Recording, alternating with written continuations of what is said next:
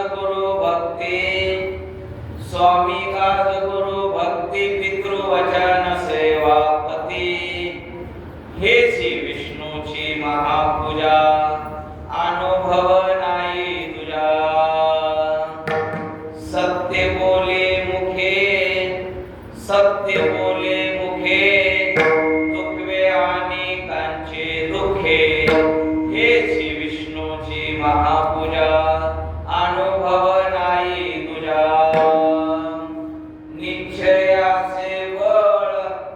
निश्चयाचे बळ तुका म्हणे तेची फळ हेची विष्णूची महापूजा अनुभव नाही तुझा विठा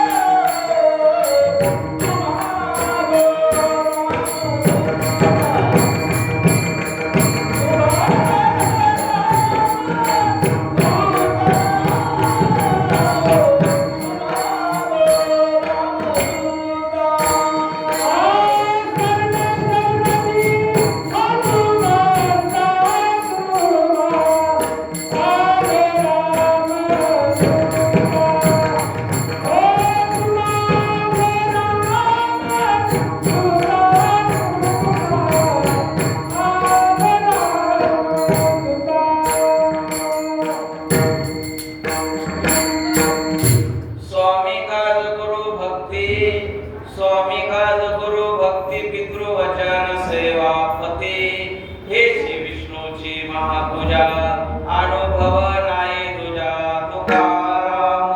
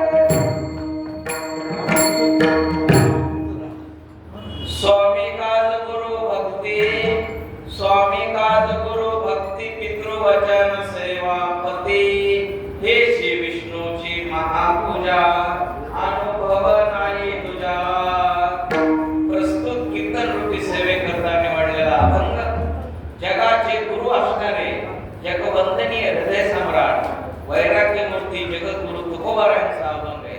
अभंग 4 चरणांचा आहे. या अभंगामध्ये जगद्गुरु तुकोबारायांनी 4 सेवा सांगितल्या. किती सेवा सांगितल्या? 4 सेवा सांगितल्या.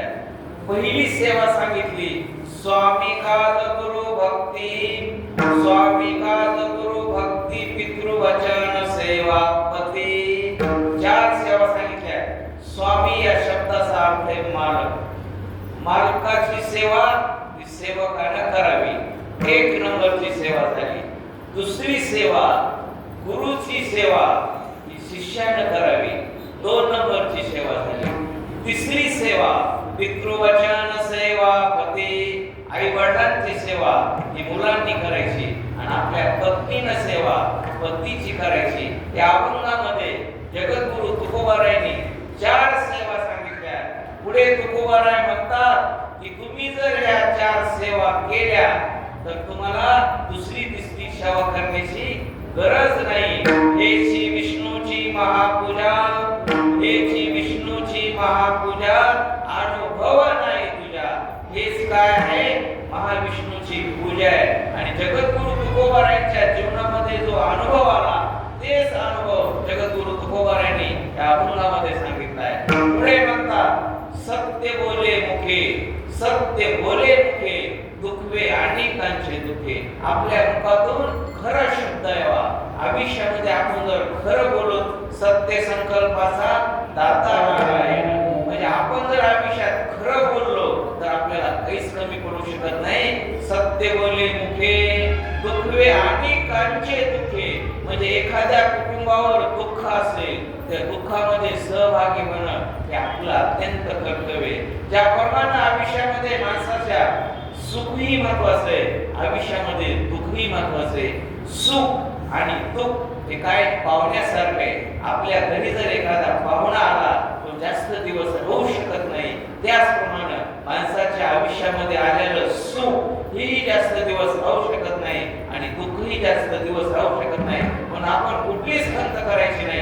आनंदात जीवन जगायचं आणि आनंदात राहायचं. पुढे जगद्गुरु तुकोबाराय म्हणतात निश्चयाचे बळ, निश्चयाचे बळ तुका म्हणे त्याची बळ. आपल्या आयुष्यामध्ये जर आपण निश्चय केला, एखादा विद्यार्थी त्या विद्यार्थ्याने जर ठरवलं की आपल्याला कलेक्टर व्हायचंय, इंजिनियर व्हायचंय, डॉक्टर व्हायचंय, गायनाचार्य व्हायचंय, मृदंगाचार्य व्हायचंय, याच्याकरता तुम्हाला काय पाहिजे? निश्चयाचे बळ तुका म्हणे त्याची बळ. आयुष्यामध्ये जर तुम्ही निश्चय केला ते तुम्हाला आयुष्यामध्ये बळ येणार आहे. अभंगाचा सरळ सरळ भावार्थ विठाला विठाला विठाला.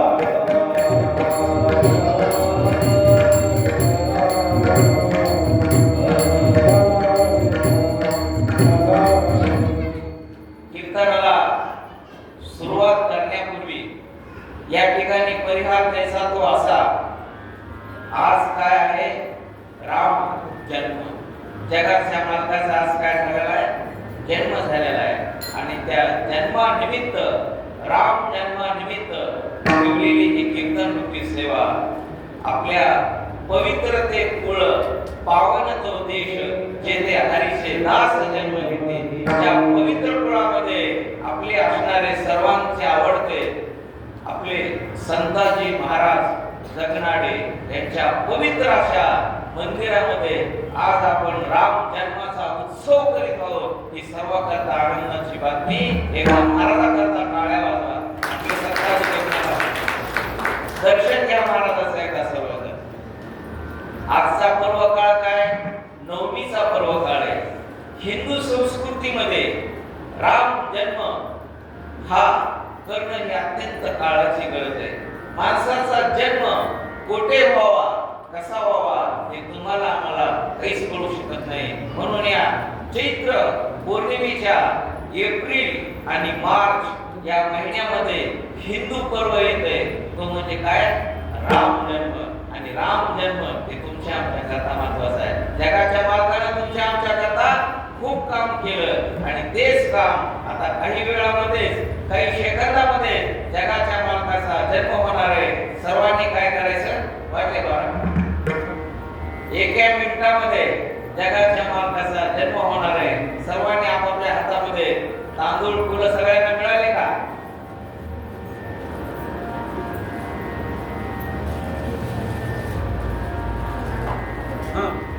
बोला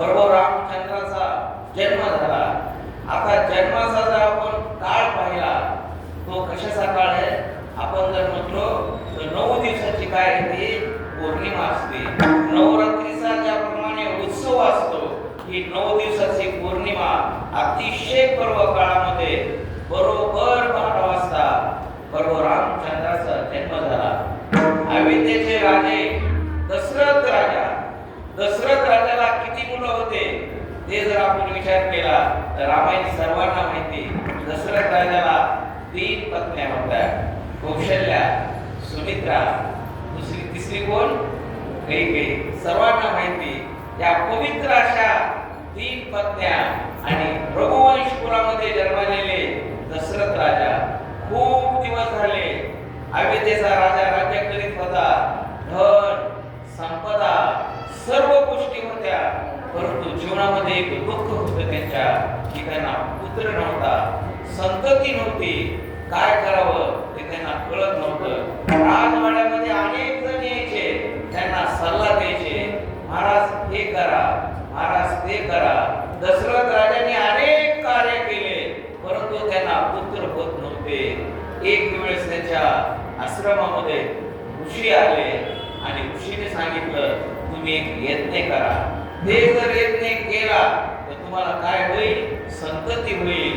आणि यज्ञ केल्यानंतर ज्यावेळेस त्या हातामध्ये खीर दिली आणि खीर दिल्यानंतर ज्यावेळेस अशी वर उचलून गेली, त्यावेळेस काय झाले?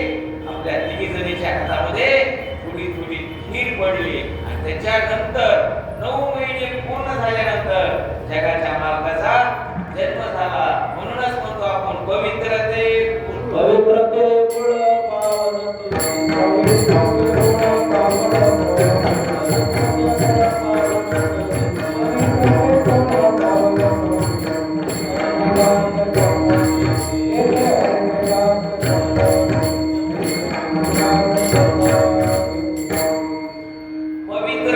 कुळ पावन तो देश जेथे हरीचे दास जन्म घेतले.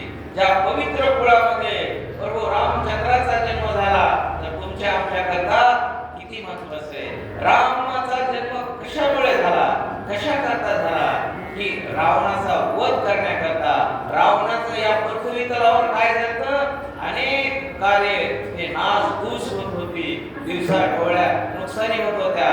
पृथ्वीला भार झाला. म्हणून विष्णूचा 7वा अवतार कोणी घेतला? प्रभू रामचंद्राने घेतला. प्रभू रामचंद्र इतके उत्कृष्ट आणि चांगले होते. प्रभू रामचंद्राविषयी जर आपल्याला सांगायचं म्हटलं तर एक आदर्श पुत्र, एक आदर्श बंधू, एक आदर्श मित्र आणि एक आदर्श असणारा पती. हे सर्व करता प्रभू रामचंद्राचा उदाहरण आहे. प्रभू रामचंद्राने जगामध्ये सर्वांचंच कल्याण केलेले. जगाच्या मालकाला 14 वर्ष वनवास झाला, तर तुम्ही आम्ही कोण आहेत महाराज? देवालाही वनवास चुकला नाही. आणि तुमच्या आमच्या जर वाट्याला थोडंसं दुःख आलं तर आपण काय करतो? हळून जातो. ते दुःखाचा कधीच आपण विचार करायचा नाही. अरे देवाला चुकलं नाही तर तुम्ही आम्ही कोण आहे? विचार करा. एका रात्रीमधून जगाच्या मालकाला अयोध्येचा राजा बनवणार होते. किती विचार म्हणे तो राजाचे. प्रभू रामचंद्राचे जर तुम्ही विचार घेतले तर माणसाच्या डोळ्यामध्ये अश्रू आल्याशिवाय राहत नाही. सकाळी गादीवर बसायचं होतं राजाला आणि रात्री तुम्ही इतिहास घडला. रामायण तुम्ही सर्व ऐकतात आणि सकाळी जगाच्या मालकाला वनवास भोगावा लागला. जगाची मालकीण सीतादेवी असणारी आपली कन्या असणारी एवढ्या चांगल्या कुळामध्ये तिचा जन्म झाला आणि सर्व वस्त्राचा त्याग केला. एक प्रभू वस्त्र हरण केलं आणि जगाच्या आपल्या पतीबरोबर तिकडे निघून गेली. हे प्रभू रामचंद्र. आणि प्रभू रामचंद्राने आयुष्यामध्ये सर्व गोष्टी चांगल्या केल्या, काही ठेवलं नाही. आणि ह्या सर्व सेवा आपण कशी करावी? ही सेवा कोणाची करावी? अभंगाचं पहिलं चरण. स्वामी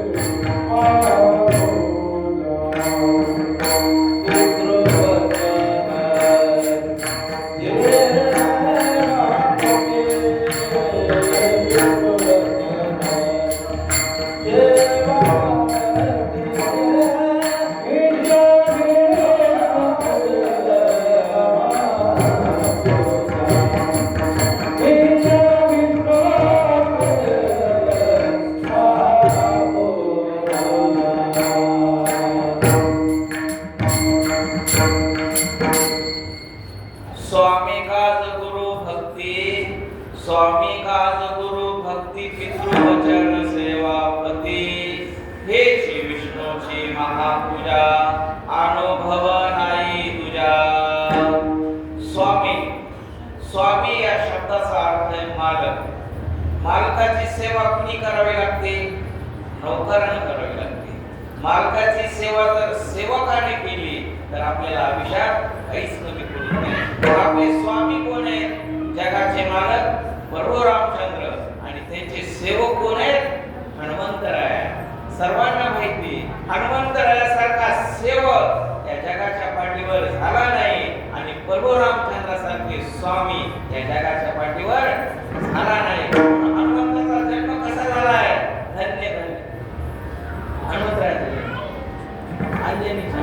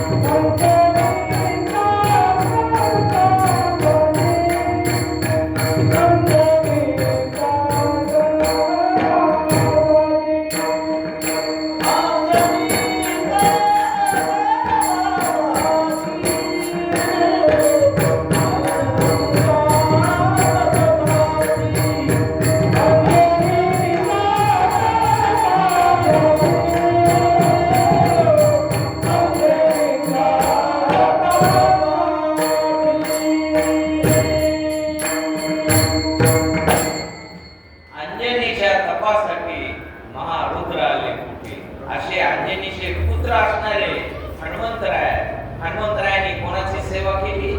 प्रभू रामचंद्राच्या जगाची.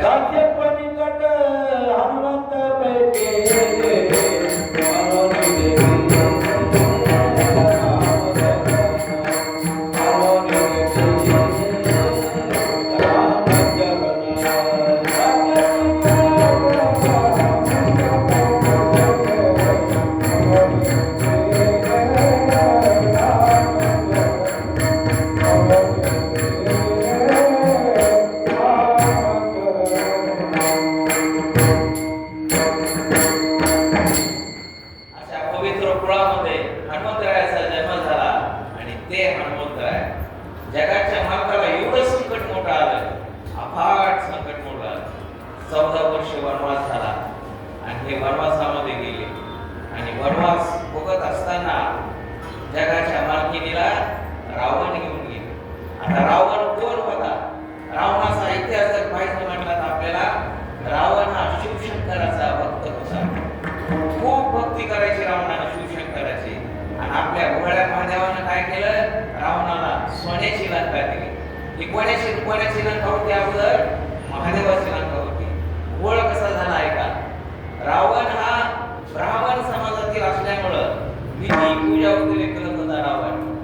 आणि त्या पूजेला कुबेराने काय बोलवलं?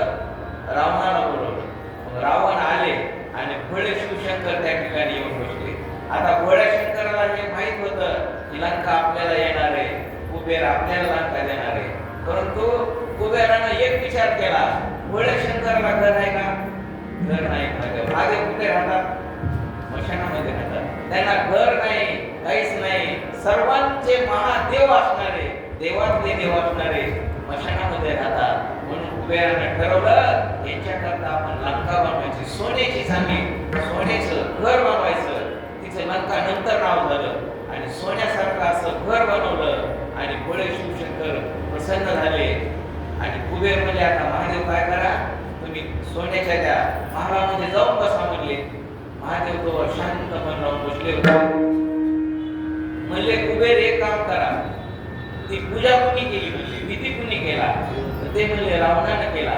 रावणाला बोलवा म्हणले इकडे. तुम्ही कोण? रावण का? महादेवाचं दर्शन घेतलं रावणानं आणि दर्शन घेतल्या आपल्या भोळ्या महादेवानं काय केलं महाराज? सोन्याची ती लंकाच दान करून टाकली. तशी ती मिळालेली सोन्याची लंका ही रावणाला मिळाली होती आणि त्याच लंकेच्या रावणानं जगाची मालकीण पळून तिकडे नेली. रामायण सर्वाला मग आता पळून नेली, आपली पत्नी पळून नेली. जगाच्या मालकाला खूप दुःख झालं. जगाच्या मालकाचं आपल्या पत्नीवर अफाट प्रेम होतं. एवढा त्याग केला श्रीमंत वैभवंत एका सेकंदात सोडून दिलं आणि आपल्या नवऱ्याच्या पाठीमागं सीता देवी गेल्या. वनवासामध्ये असं करत करत करत त्यांना इच्छा झाली आपल्याला काहीतरी नवीन घालायचंय, परंतु आपल्या स्त्री हट्ट आणि बाळ हट्ट, माणसाच्या जीवनामध्ये दोन हट्ट महत्वाचे असतात आणि जगाच्या मालकालाही ते राहवलं नाही आणि आपल्या पत्नी करता ते त्या हरणाच्या पाठीमागं राहिले आणि रावणाने इकडं तोपर्यंत आपली पत्नी घेऊन गेले. काय करावं कळना. मग आता परत आणायचंय तर त्याच्याकरता काय पाहिजे? आपल्या घरामध्ये ज्येष्ठ माणसं असणं काळाची गरज आहे.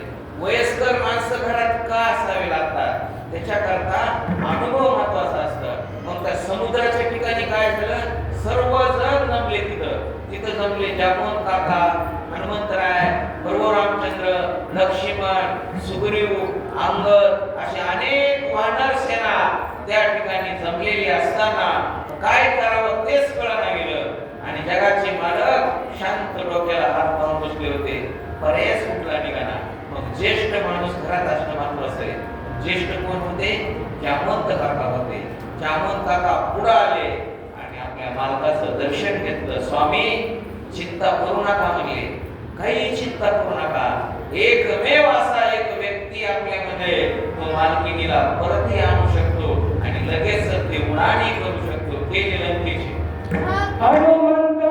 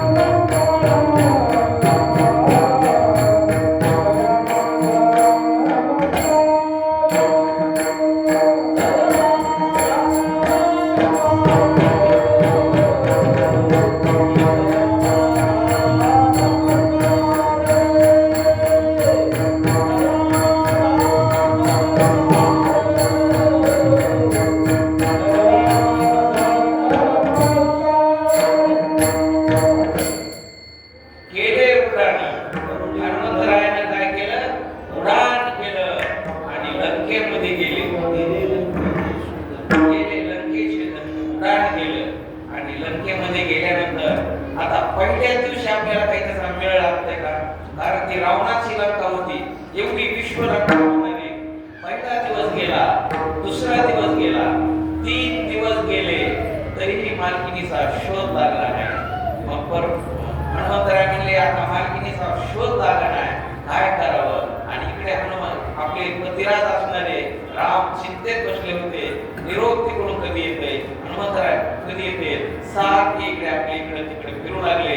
आणि जगाची मालकी एका झाडाखाली बसलेली होती, सीता देवी.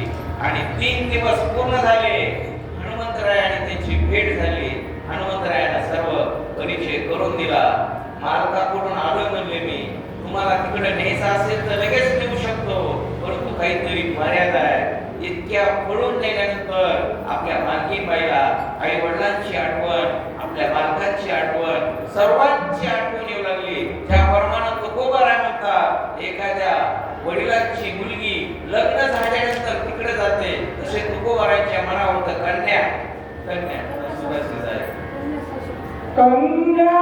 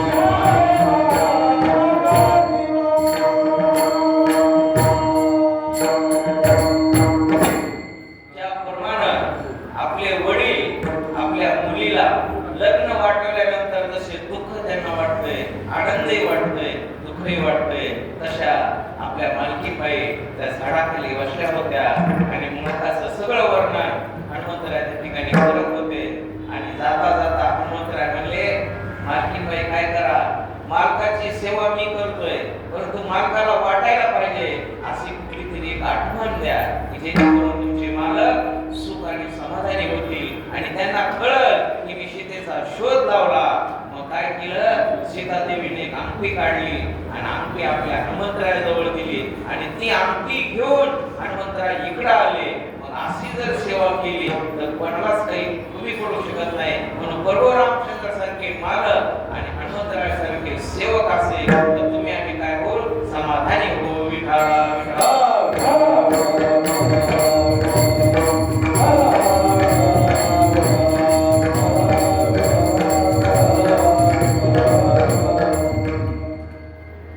आता एक काय झाली, पहिली सेवा झाली हनुमंतराय आणि प्रभू रामचंद्र, अभंगातली पहिली सेवा.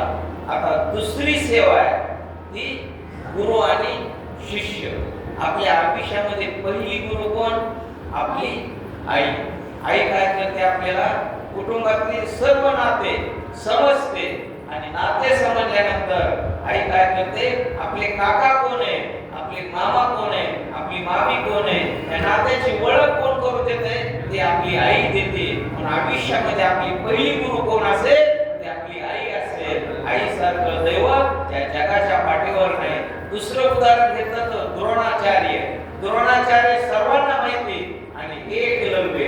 द्रोणासारखे गुरु नाही, एकलव्यासारखा शिष्य नाही. एकलव्याला शिकण्याकरता अडचण झाली, मग एकलव्यानं काय केलं, आपल्या गुरुची मूर्ती घेतली आणि मूर्ती घेतल्यानंतर एकलव्य जंगलामध्ये गेले आणि मूर्तीला बघून ते ज्ञान ग्रहित केलं एकलव्यानं. आणि गुरु करता दक्षिणा काय दिला, अंगठा दिला. एकलव्यानं गुरु करता अंगठा दिला. गुरु कसा असावा, गुरु पाठीसारखा. गुरु हा कुंतकुळीचा राजा. गुरु हा कुंतकुळीचा राजा.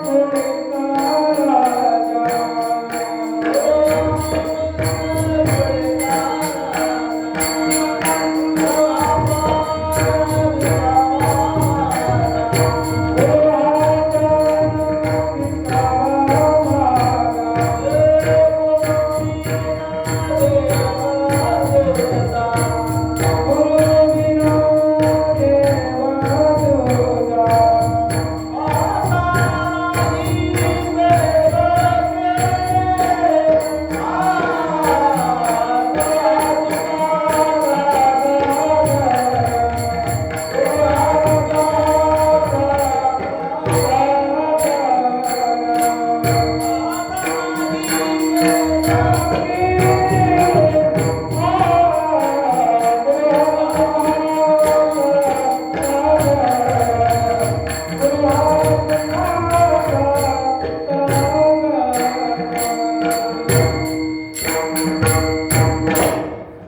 गुरु हा संत कुळीचा राजा. गुरु काय असतो? आपला हा राजा असतो आणि कुळीचा राजा असतो. संतांचा गुरु आणि तुमचा आमचा गुरु हे महत्वाचं आहे. मग द्रोणाचार्यानं काय केलं? द्रोणाचार्याची मूर्ती एकलव्यानं घरी नेली आणि ती मूर्ती बघून सर्व विद्या केली. मग तुम्ही आम्ही आपल्या जीवनामध्ये आईची मूर्ती हे करायला पाहिजे. आई काय आहे? आई तुझ्या मूर्ती वाणी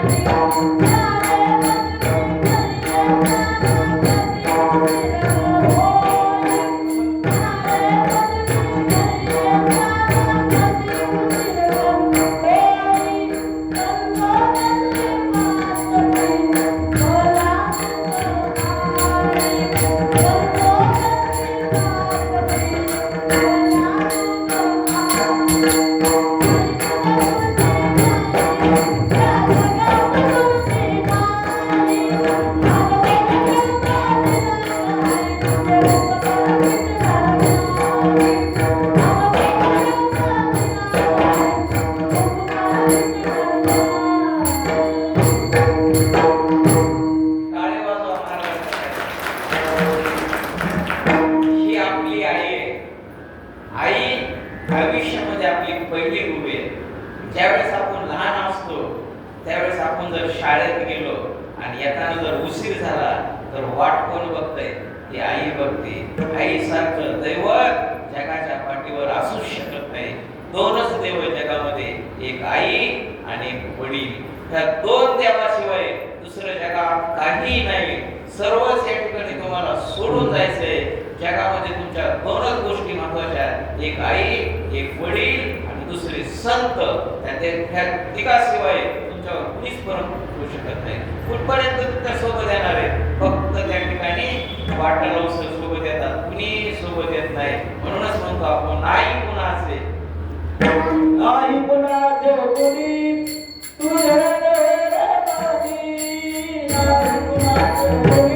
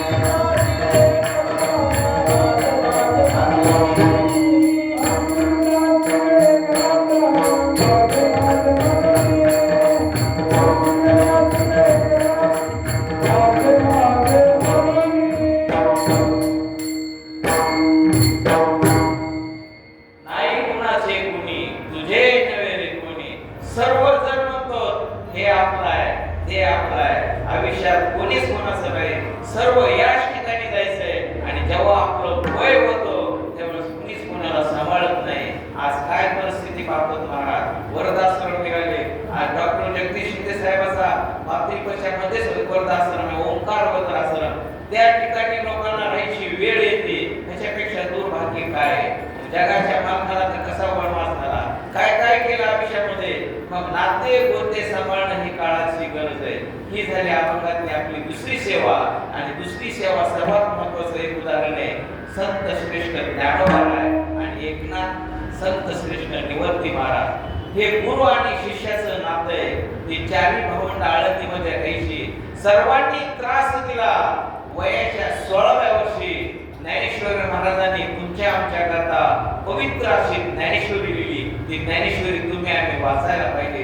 ज्ञानोबारायांनी अध्यायाच्या दुसऱ्या ओळीमध्ये सांगितलं, 159व्या ओळीमध्ये सांगितलं, उपजते नासे नासिले ते पुनरपी दिसे एकटिका यंत्र जैसे परिघा. आयुष्यामध्ये तुम्ही जे पेरलंय तेच उगवणार आहे. एखाद्या शेतकऱ्यानं ज्वारी पेरली, ज्वारीच उगवणार आहे. जसे तुम्ही कर्म केले, जसं तुम्ही काम केलं, जसे तुम्ही वागता, त्याचप्रमाणे आयुष्यामध्ये तुम्हाला स्थान भेटणार आहे. ज्ञानोबा सर्वांना माहिती आहे. ज्ञानोबारांनी तुमच्या आमच्या करता ज्ञानेश्वरी लिहिली, सांगदेव पासळटी लिहिली, भावार्थ दीपिका लिहिली, हरिपाठ लिहिला, बसायला तुमच्या आमच्या करता लिहिलं. छोटेसे 16 वर्षाचे ज्ञानोबारांनी काय सांगितलं जगामध्ये, आगदा विश्वात्मके देवे येणे वागे येतले तो सावे तो सोनी मत द्यावे बसाय जाणे. हे ज्ञानोबा आहे. तुमच्या आमच्या करता बालवयामध्ये ज्ञानोबारांनी हे मागितलं. आणि एका करता मागितलं नाही, सर्व करताच त्यांनी मागितलं. जे खळांची व्यंकटी सांडो तया सत्तर मिरती वाढो भूता परस्परे पडो मैत्र जीवांचे. जे खळ आहे, जे दूषित आहे, जे वंचित आहे, जे गोर आहे, जे गरीब आहे, ते सर्व सामान्य याच्या करता ज्ञानोबारायांनी असं आहे दान नेलं तुमच्या आमच्या करता. ज्ञानोबारायांनी महाविष्णूचाच अवतार आहे, सखा माझा ज्ञानेश्वर.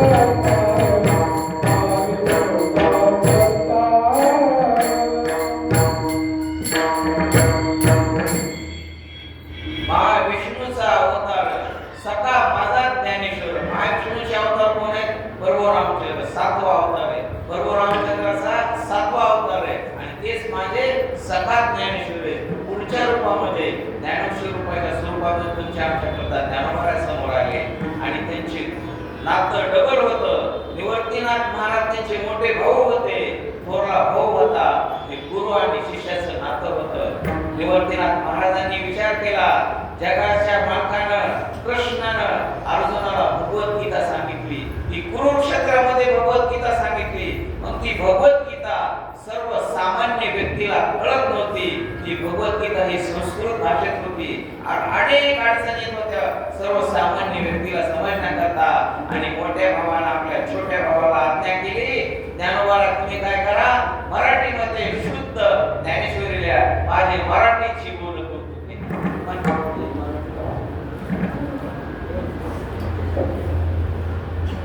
माझ्या मराठाची बोलू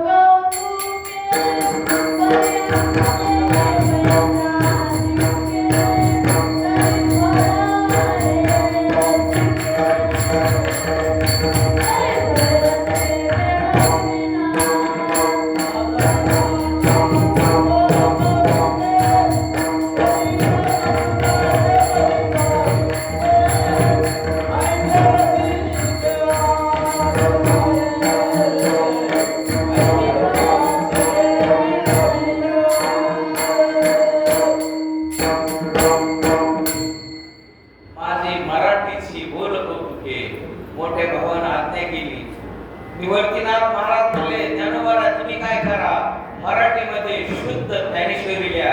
आणि ज्ञानोबारायांनी तुमच्या आमच्या करता ज्ञानेश्वरी लिहिली. एक दिवस काय झालं, ज्ञानोबा आळंदीमध्ये असे जात असताना मधुकरी मारायला गेले. आणि मधुकरी मारायला गेलेले असताना त्यांना अफाट लोकांनी त्रास दिला आळंदीतल्या. आणि एक जणांना तर असे बोलले, त्यांचे आई वडील संन्याशी, ती संन्याशाची मुलं आहेत, त्यांना अधिकार नाही. आणि ज्ञानोबा परत आले. आणि परत आल्यानंतर एका झोपडीचं त्यांनी दार लावून घेतलं. आणि आपल्या भावा करता ज्ञानोबारायांनी छोट्याशा मुक्ताबाई करता बाहेर आले. आणि आपल्या बहिणीनं भावा करता अभंग लिहिले, ताटी उघडा ज्ञानेश्वरा. ज्ञानोबारायांची मुक्ताई काय म्हणते, 8 वर्षाची मुक्ताई. आणि ज्ञानोबारायाला विनंती करते, दादा अरे ज्या वेळेस आपली आई गेली, आपले वडील गेले, त्यावेळेस तूच म्हणला होता मी आई होईल. आणि दादा निवर्तीनाथ हे वडील होते. आणि तू जर असा जाऊन बसला तर आम्ही कोणाकडे बघावं. सोपानदेव रडत होते, मुक्ताई रडत होती. आणि निवर्तीनाथ दादा पाहत पाहत बसले होते, काय करावं कळत नव्हतं. आणि ज्ञानोबा पळत पळत आले, आपल्या बहिणीला मिठी मारली. आणि ताटी उघडा ज्ञानेश्वरा, एवढा मुक्ताबाईचा अधिकार आहे महाराज. 65 वर्ष असणारा सांगदेवाने एवढं काम केलं, त्याला सुखायला लावलं त्या कोणी, मुक्ताबाईनं. 8 वर्षाच्या मुक्ताबाईचा खूप मोठा असा अधिकार आहे. आपल्या भावाला परत बोलवलं. आणि सर्वात जास्त महत्वाचं, बहिणी करता ज्ञानोबा परत आले. आणि त्यावेळेस जर मुक्ताबाई रडल्या नसत्या, आग्रह केला नसता, तर ज्ञानेश्वरी तुम्हाला मला कळूच शकली नाही. ज्ञानोबा कधीच राहिले असते आणि भाऊंना बाहेरच राहिले असते. म्हणून ज्ञानोबा सारखी शिष्य आणि निवर्तीनाथ महाराज सारखे गुरु असेल तर आयुष्यामध्ये काहीच कमी पडू शकत नाही. अभंगातली दुसरी सेवा झाली विठाला विठाला.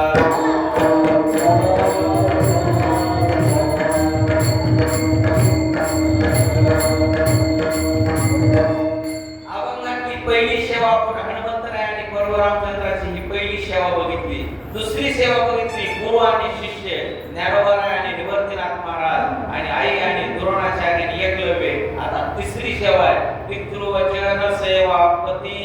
आयुष्यामध्ये तिसरी सेवा ही सर्वात महत्त्वाची. आपल्या आई वडिलांची सेवा ही मुलांना करायलाच पाहिजे. मग मुलांच्या वचनाकरता अयोध्येच्या राजाला जे मुलं होते, प्रभू रामचंद्रानं आपल्या वडिलांच्या वचनाकरता 14 वर्ष वनवास भोगला. आणि त्यांचा 7 जन्म आहे. योगायोग आपल्या संतांची जगण्याच्या मंदिरामध्ये आपल्याला त्यांचा जन्मदिन साजरा करायला मिळते. याच्यापेक्षा मोठी काय महाराज आयुष्यामध्ये. आणि पुढे जाता जाता ज्यावेळेस सर्व गोष्टी घडत गेल्या, मग पितृवचन आई वडिलांची वचन आपण तुम्ही पाळतो का? आई वडिलांना जर आपण एखादं काम सांगितलं ते लवकर कळत नाही मुलांचे. आई वडिलांचं मुलांनी ऐकायलाच पाहिजे. प्रभू रामचंद्रानं आईचं ऐकलं, वडिलांचं ऐकलं आणि 14 वर्ष वनवास बघितला. मग कैकेयीचं प्रेम हे प्रभू रामचंद्रावर अफाट होतं. सावतर मुलगा असणारा देखील कैकेयीने एवढं प्रेम लावलं. भरत हा मुलगा सख्खा असणारा, त्याच्यावर जास्त प्रेम नव्हतं, परंतु प्रभू रामचंद्रावर कैकेयी मातेचा खूप जीव होता. आणि एक दिवस काय झालं, कैकेयी माता महालामध्ये बसलेली असताना, त्या महालामध्ये ज्यावेळेस बसलेल्या होत्या आणि बसलेले असताना प्रभू रामचंद्र आले आणि आई साहेबांचं त्यांनी दर्शन घेतलं आणि सांगितलं, माते मी तुला एक गोष्ट मागणार आहे, ती गोष्ट तुला द्यायला मी तयार आहे. ती गोष्ट कोणती माग? त्याच्याकरता समोर गेल्यानंतर त्यावेळेस प्रभू रामचंद्राने आईचे डोळे दाबले आणि डोळे दाबल्यानंतर सांगितलं, आई मी कोण आहे? त्यावेळेस कैकेयी माता म्हणतात, रामा तू माझा सखा आहेस, माझा सोबतीस, माझ्या भरतपेक्षाही माझा जीव तुझ्यावर आहे. तुझ्याकरता मी कुंकू पुसायला तयार आहे, काही माग मी तयार आहे. आणि पुढे एवढा इतिहास घडला. आणि 14 वर्ष आपल्या आईच्या वचनाकरता, आपल्या वडिलांच्या वचनाकरता प्रभू रामचंद्र वनवासाला गेले. आणि ज्यावेळेस वनवासामध्ये निघून गेले आणि आपला भरत परत आला. भरत हा आजोळी गेला. आजोळून भरत परत आला. दादा दादा कुठे? दादा भेटले नाही. लक्ष्मण दादा कुठे? मोठे दादा कुठे? आपल्या बहिणी दिसना. इकडे तिकडे भरत फिरू लागला त्या अयोध्येमध्ये. सगळं दशरथ राजाचं घर म्हणजे किती मोठं महाराज, तेच त्याला बहिणी दिसल्या नाही, आपले दादा दिसले नाही, आपला भाऊ दिसला नाही. मग कैकेयीच्या महाराज गेले. मग काही काही सांगत नव्हत्या. म्हणतो दरीनं काय केलं, सर्व इतिहास त्या ठिकाणी सांगितला. त्याच वेळेस भरतानं संकल्प केला, जोपर्यंत माझा भाऊ परत येत नाही तोपर्यंत मी या गादीवर बसणार नाही. भावाकरता प्रेम हे भरताचं होतं महाराज. आता हे सगळं प्रेम तुम्ही आम्ही पाहिलं, भावाचं काय प्रेम आहे. भरतानं सांगितलं माझा दादा गेलाय, दादा कशामुळे गेला, ते जोपर्यंत परत येत नाही तोपर्यंत मी गादीवर बसणार नाही. आणि भरतानं काय केलं, त्या अभितेच्या समोरच एक झोपडी बांधली आणि त्या झोपडीमध्ये भरत राहू लागला. 2-3 दिवस गेले, भरताचं काही मन लागेना. राग राग आपल्या आईच्या मालामध्ये भरत गेले आणि आईला सांगितलं, आई अगं एवढं निष्ठुर का गमन तुझ्याविषयी, अगं माझ्यापेक्षा तू जास्त प्रेम दादावर करीत होतीस आणि राजा करता याच्या करता तू जगाच्या मालकाला वनवासात पाठवलं. अगं वहिनी किती चांगल्या घरची, पवित्र ते कुळ, पावन तो देश, ज्या कुळामध्ये माझ्या वहिनीचा जन्म झाला. जनक राजाची कन्या, कधी गुण लागू दिलं नाही आपल्या वडिलांनी. एवढा वैभव संपन्न असणारी वहिनी आणि आज वहिनीच्या एवढी राणी असणारी त्या राजाची राणी व्हायची, तर ती जंगलामध्ये गेले. आई तू माझ्या करता काय मागितलं ते मला मान्य पडलं नाही आणि जगाच्या मालक इकडे निघून गेले. महाराज भरतानं ठरवलं मी नाही जाणार. भरतची पत्नी मांडव्या, लक्ष्मणाची पत्नी उर्मिला आणि प्रभू रामचंद्राची पत्नी सीतादेवी. सीतादेवी जगाच्या मालकासोबत गेल्या. मांडव्या आपल्या पती समोर राहिली आणि उर्मिला आपल्या देराकरता नवऱ्याला पाठवलं आणि लक्ष्मणाची सेवा तिने केली. एक गोष्ट सर्वात महत्त्वाची, मग भरत रानामध्ये आले. आईला म्हणले चला चला आपल्याला जायचंय. म्हणले आता कुठं जायचंय, दादाला परत आणायचंय. नाही भरता, तो राम आहे, येऊ शकत नाही. आईचं वचन आहे, जोपर्यंत 14 वर्ष पूर्ण होत नाही तोपर्यंत परत येणार नाही, मला विश्वास आहे. अफाट काही प्रेम, रडता रडता काही सांगू लागली. परंतु हट्टी मुलगा असणार ऐकत नव्हता. आईला वाटते ते बोलू लागला आणि आईला रथात बसवलं, कैकेला बळच रथात बसवलं. कैके माता रथात बसल्या आणि त्या जंगलामध्ये सर्व जण आले. जंगलामध्ये आल्यानंतर तिघांनी आपल्या सीतादेवीनं सासूचं दर्शन घेतलं, आईनं मुलांचं सर्वांचं दर्शन घेतलं आणि भरतनं लगेच आपल्या मोठ्या भावाचे पाय धुले. दादा अरे एकदा तरी मला विचारायचं, मला राज्य पाहिजे होतं का?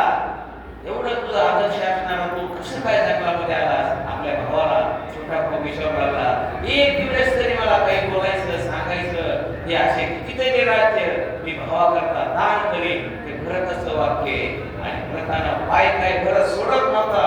लक्ष्मण येऊ लागला, बाजूला वहिनी होत्या, सीतादेवी होत्या.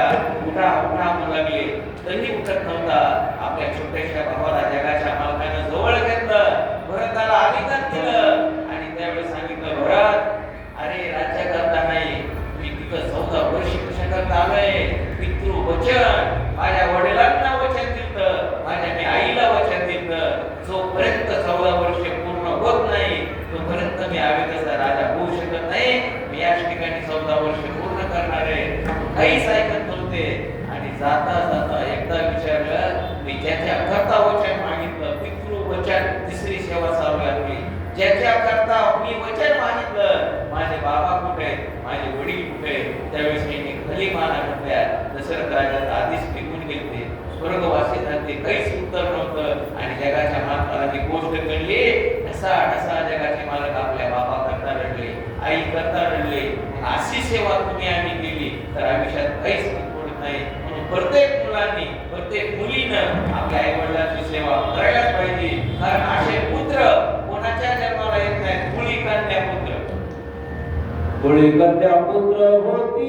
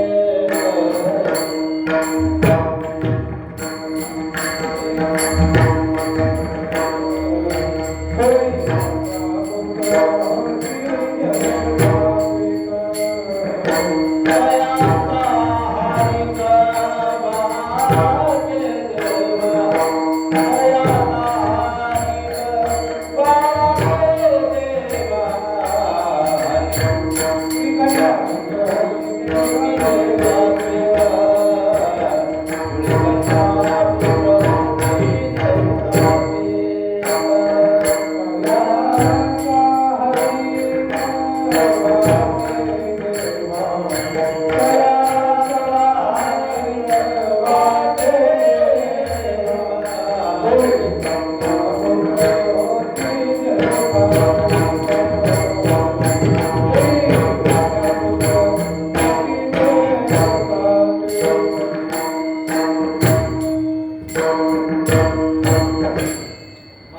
परशुरामचंद्र सारखे पुत्र असतील आपुले ऐकिता जो असे जागता धन्य माता पिता तेजिया कुळी कन्या पुत्र होती जे सात्विक दयाचा हरिक वाटे जेव्हा असे पुत्र जर असेल तर आयुष्यामध्ये काहीच कमी करू शकत नाही. ही झाली आपली तिसरी सेवा. आता चौथी सेवा आहे पती सेवा. स्वामी काज गुरु भक्ती स्वामी काज गुरु भक्ती पितृवचन सेवा पती हे श्री विष्णूची महापूजा अनुभव नाही तुझ्या. चौथी सेवा आहे पती सेवा. पत्नीनं कोणाची सेवा करायची? आपल्या पतीची सेवा करायची. पत्नीनं पतीची सेवा ही करायलाच पाहिजे आणि पतीनं देखील पत्नीवर प्रेम हे करायलाच पाहिजे. कारण संसार काय हे संसार हे रथाचे दोन चाके. संसार असा आहे संसार एका बाजूने होत नाही. संसार हे दोन्ही बाजूने होतो. संसार जर एक चाक निघून पडलं तर महाराज संसार होईल का? संसार होत नाही. संत जनाबाई बहिणाबाई संसारी काय म्हणायच्या?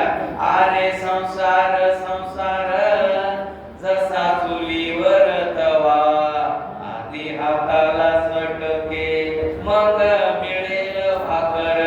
संसार सोपा नाही. संसारासारखं दुसरं काहीच नाही. पत्नीनं पतीची सेवा करायलाच पाहिजे.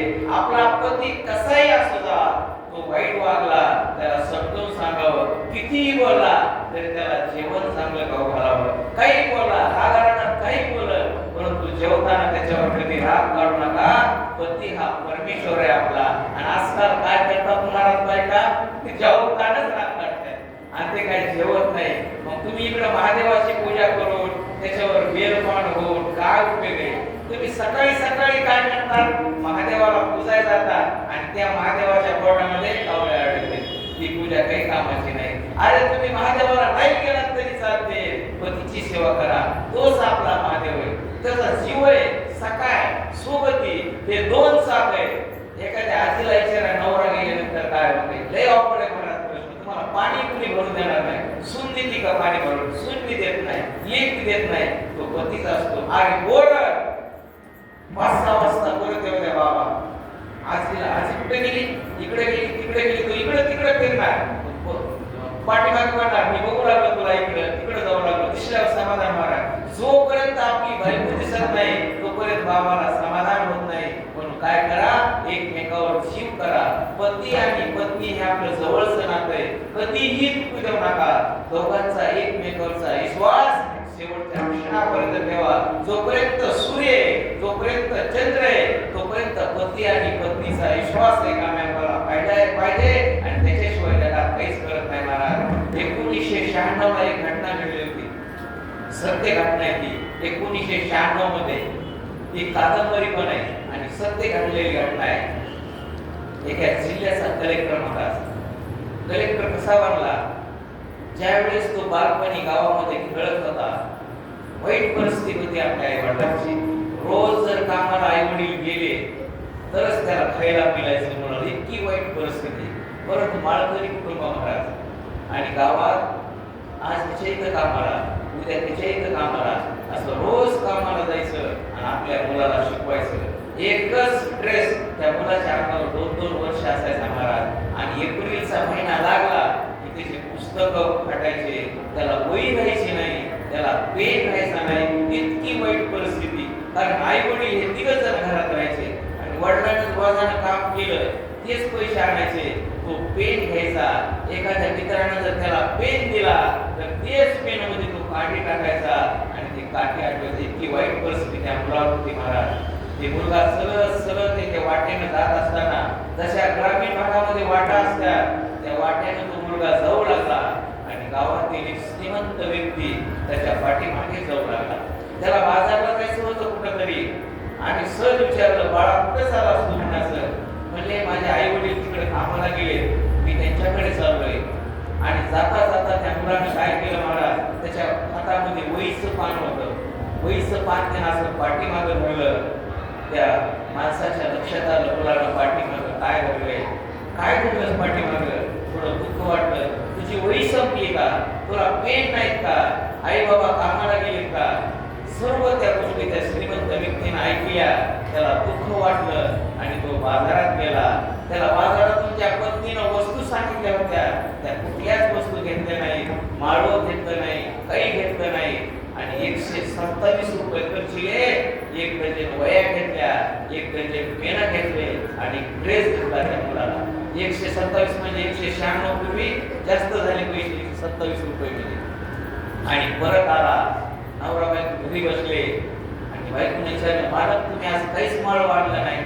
नाही म्हणले, मी जाऊ लागलो वाटाणे आणि आपल्या गावातला हा फुलाने आहे, त्याचा मुलगा मला वाटाणे जायला दिसला. त्याला पाठीमागा हात धरला, त्याला पेन नाही, वही नाही.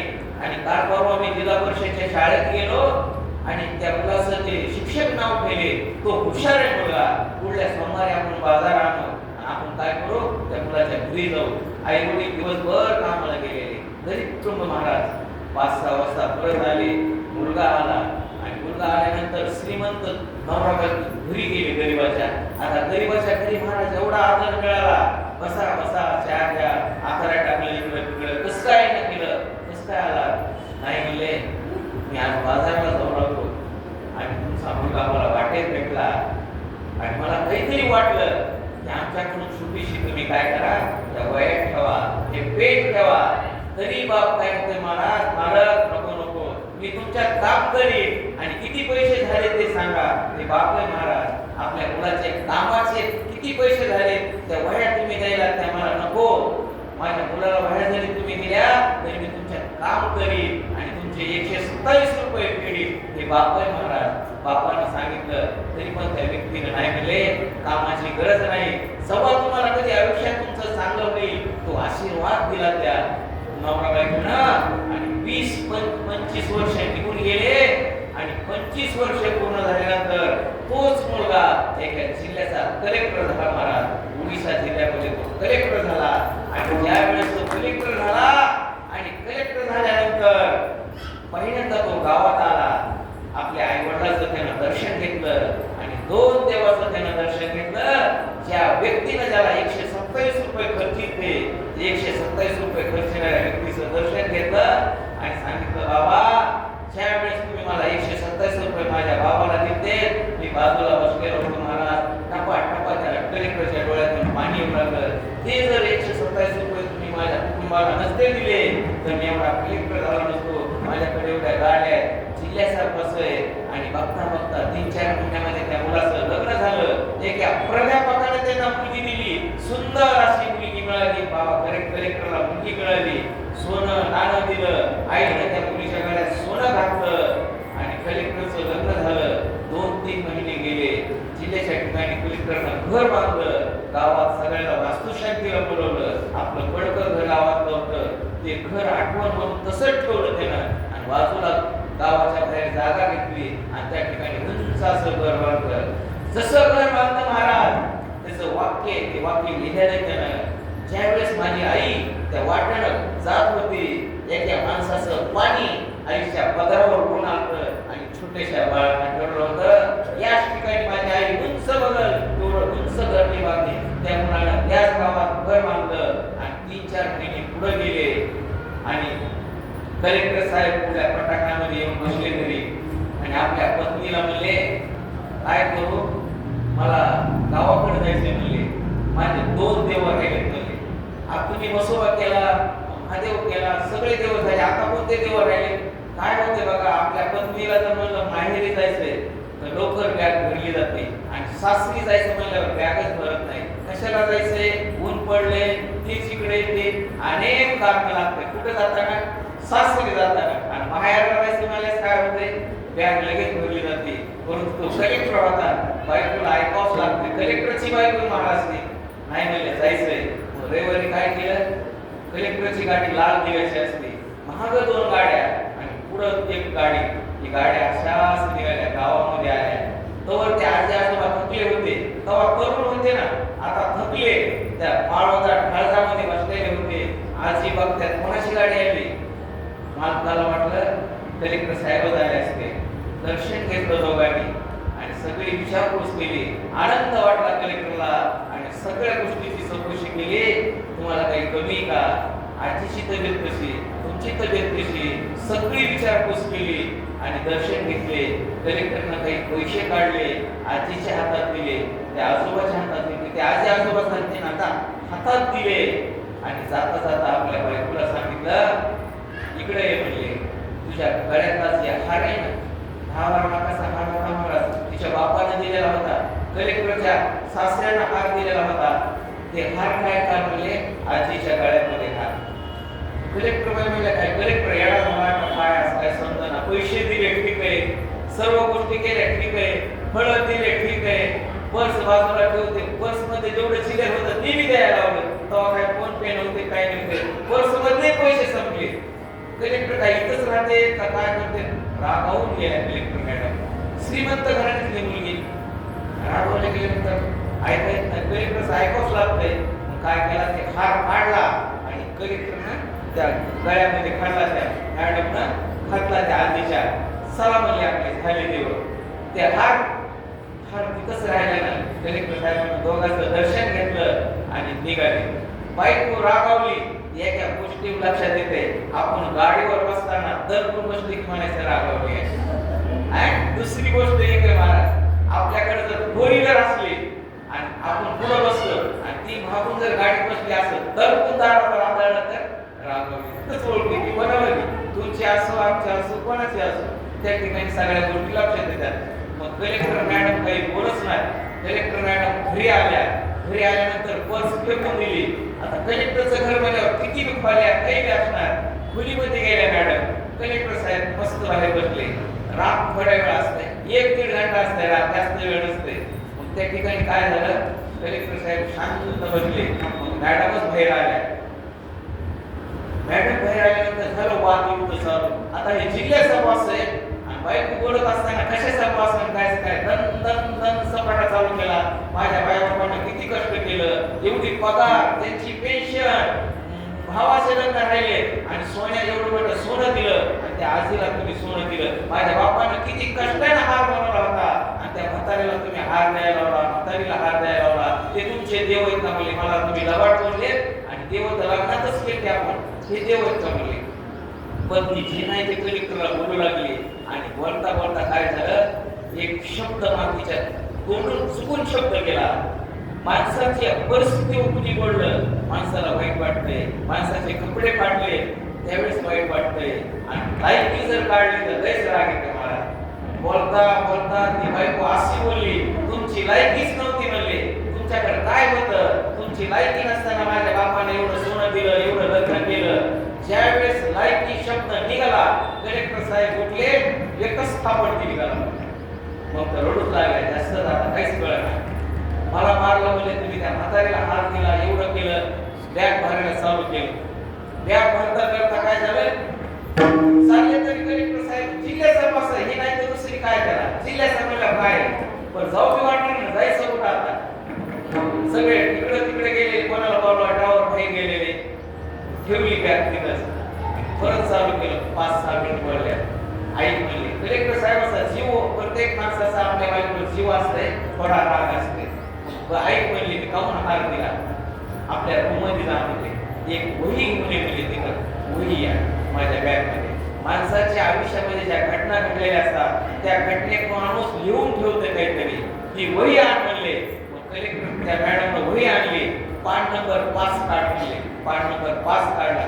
वाच म्हणले काय त्याच्यात लिहिले. तर त्याच्यात लिहिलेलं होतं, आयुष्यामध्ये ज्या माणसाने मला 127 रुपये खर्च दिले, जोपर्यंत चंद्र आणि सूर्य तोपर्यंत मी त्या माणसाचे उपकार करू शकत नाही. माझ्या आई वडिलांनंतर मी जे कोणाला मानित असेल त्या 2 व्यक्तीला मानलो. अरे 5 नाही 10 नाही 20 लाखाचा हार मी त्याला कुर्बान करू शकतो. हे पत्नीला कळालं आणि पत्नीला रडू आलं. पत्नीचं दर्शन घेतलं. माणसाची कशी परिस्थिती असली, वाईट असली, कशी असली, तर पत्नीनं परत कलेक्टरची सेवा केली. तशी तुम्ही आपल्या पत्नीची सेवा करा. अभंगाच्या दुसऱ्या चरणामध्ये तुकोबारा म्हणतात, हेच ही विष्णूची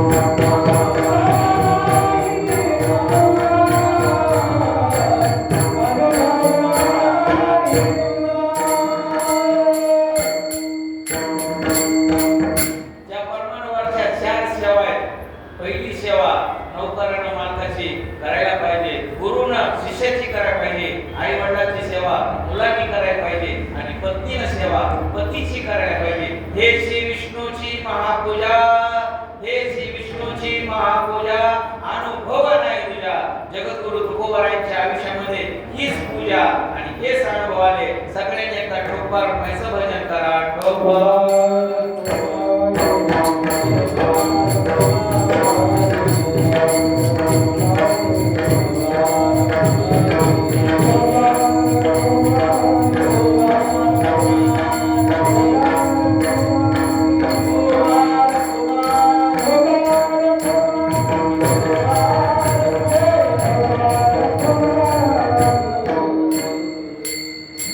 स्वामी काज गुरु भक्ती, स्वामी काज गुरु भक्ती, पितृवचन सेवापती. हे श्री विष्णूची महापूजा, अनुभव नाही तुझ्या. अभंगाचे आपण 2 चरण पाहिले. पुढे जगद्गुरु तुकोबाराय म्हणतात, सत्य बोले मुखे, सत्य बोले मुखे, दुःखे आणि कांचे दुःखे. हे श्री विष्णूची महापूजा, अनुभव नाही तुझ्या. तिसऱ्या चरणामध्ये जगद्गुरु तुकोबाराय म्हणतात, आपल्या मुखातून खरं बोलत जावं. सत्य संकल्पाचा दाता नारायण. आपण जर खरं बोललो तर आयुष्यामध्ये काहीच कमी पडत नाही. आणि दुःखे आणि कांचे दुःखे म्हणजे एखाद्या कुटुंबावर दुःख असेल, त्या दुःखामध्ये आपण सहभागी व्हायला पाहिजे. एकमेकाचं सुख आणि दुःख ते आपण अनुभवायला पाहिजे. पण माणसाच्या जीवनामध्ये सुखही जास्त दिवस राहत नाही आणि दुःखही राहत नाही. ते पावसासारखं निघून जातंय. आणि हे सर्व करत असताना शेवटच्या चरणामध्ये तुकोबाराय म्हणतात, पंतबळ पाहिजे तुमचं.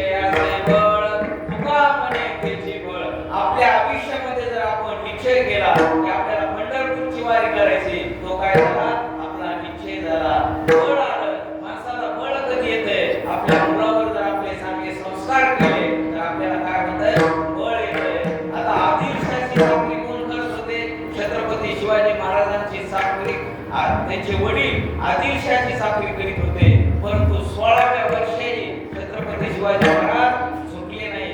आदिलशाही साखरी करणारे आपले वडील ज्यावेळेस बेंगलोरवर निघाले, छत्रपती शिवाजी महाराज आपल्या वडिलांबरोबर निघाले आणि निघाल्यानंतर आता जिथं आपला बाप कामाला आहे आणि जर आपण मुलगा म्हणला त्याचं दर्शन घ्या, तर मुलगा काय करणार?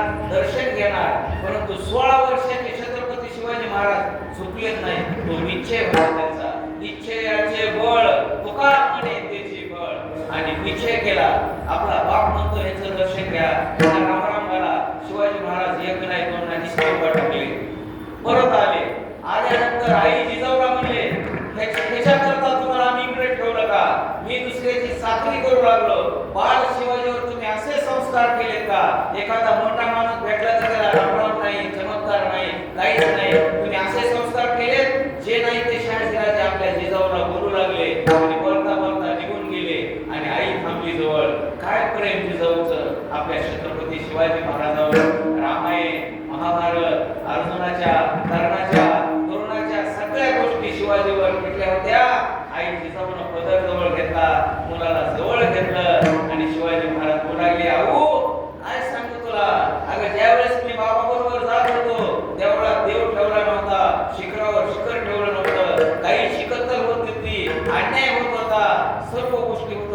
त्या माणसाला मी मुजरा करू का? वय वर्ष 16 छत्रपती शिवाजी महाराज परत आले. आईनं जवळ घेतलं. मी सत्य मुलगा घडवला, ज्याप्रमाणे जिजाऊनं शिवा घडवला त्याप्रमाणे आम्ही तुम्ही मुलं घडवायला पाहिजे. आणि 16व्या वर्षी शपथ केली आणि हिंदवी स्वराज्य तुमच्या हाताचा निळव केला. आई जिजाऊने जिजाऊचं मान शेवट करू एवढं मान शेवट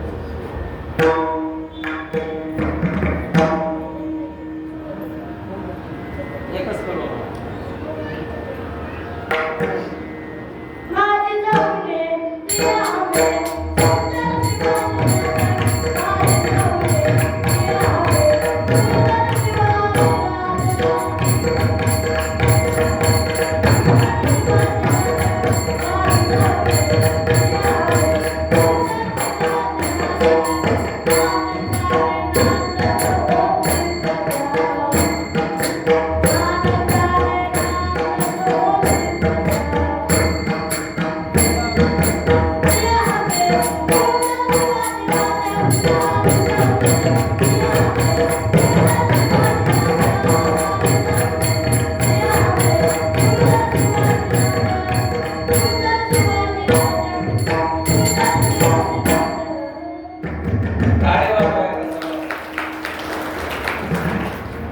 बघा असे गुणवान करायला पाहिजे. आपल्या गणेश महाराज संस्थेतलं काय नाव आहे तुमचं? हा स्वराज. आपल्या प्रदीप महाराज अब्दल यांची संस्था आहे वारकरी शिक्षण संस्था आणि ते संस्थेत असे गुणवान विद्यार्थी त्यांच्याकरता टाळेबंद त्यांच्याकरता एक आव्हान शुद्ध बीजापोटी फळ रसाळ गोमटी. शुद्ध बीज असलं तर फळ असलं काय होय छोटस किती उत्कृष्ट असा मुद्दा वाजवला. ही संस्था आहे.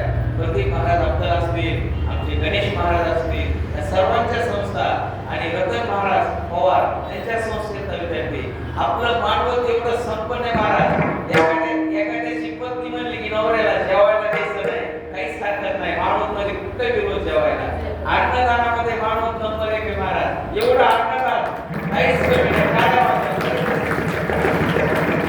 मानवत मध्ये जे माणूस आयुष्यामध्ये संपला त्याने मानवत मध्ये येऊन राहायचं तो उपाशी राहणार नाही. मानवाची किंमत कोणी ना कोणीतरी कीर्तन आवाहन करूच्या नाचणार काही ना काही असणार.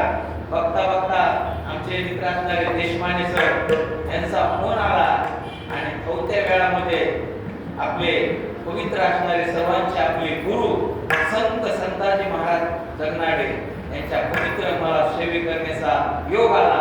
आता मी माझा परिचय करून देतो. माझा मी जावई कसा जावई अंकुशराव भोसले माझे सासरे पण स्थायिक इथं झाल्यामुळे मानवाचा जावई झालो आणि सासरवाडीमध्ये कीर्तन करण्याचा योग आला. त्याच्यामुळे उपाशी राहण्याची इथं काही चिंता नाही. आणि एखादा कार्यक्रम करणं मला सोपं नाही. काय बसून त्याची धडपड आम्ही देशमाने सरांना बघत होतो. खूप वेळ झाली इकडं आणि तिकडं आणि एवढं यंत्रणा लावणं सोपं नाही. आपले गायनाचार्य विठ्ठलगावकर, आपले महाराज आडम महाराज, आपले विनेवाले बाबा आणि तुम्ही सर्वजण आलात म्हणून कीर्तनाला शोभा आली. आणि तुम्ही नसत आम्ही कोणासोबत कीर्तन करायचं. तुमच्या देखील चरणी धन्यवाद. जाता जाता एवढंच आहे. आयुष्यामध्ये सुखी राहा, समाधानी राहा, क्षणोक्षणी हासी करावा विचार, तरावया भावा घोषितो नासिवंत देह जाणार सकळा आयुष्य खातो काळ. आम्ही तुम्ही जाणार आहे पण सुख आणि समाधानी राहा. मुलं घडवा, संघर्ष करा, संघटित करा आणि शिका. जाता जाता एकच आहे स्वामी काळ गुरु भक्ती गुरु वचन सेवा प्रती हेची विष्णूची महापूजा अनुभव नाही तुझ्या सत्य बोले मुखे तुझे अनेकांचे दुःखे हेची विष्णूची महापूजा अनुभव नाही तुझ्या इच्छा याचे बळ तुका म्हणे त्याची फळ. याच ठिकाणी